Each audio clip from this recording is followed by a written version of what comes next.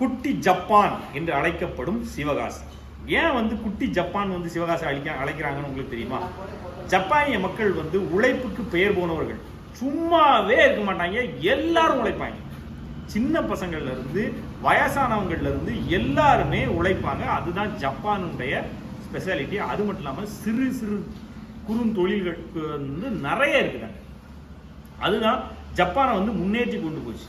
Hiroshima Nagasaki இந்த 2 இடத்துல America போட்ட குண்டின் விளைவால, அணுகுண்டின் விளைவால மொத்தமா நாசமாயிருச்சு. ஜப்பான் அழிஞ்சிருச்சு, அழிவு நிலை. ஜப்பான் இனி மீண்டே வர முடியாது அப்படிங்கிற நிலைமைக்கு போச்சு. ஆனா அந்த மக்கள் ஒவ்வொருத்தருடைய உழைப்பால ஜப்பான் மீண்டெழுந்து இன்று உலக நாடுகளின் வரிசையில் வல்லரசு நாடாக இருக்கிறது.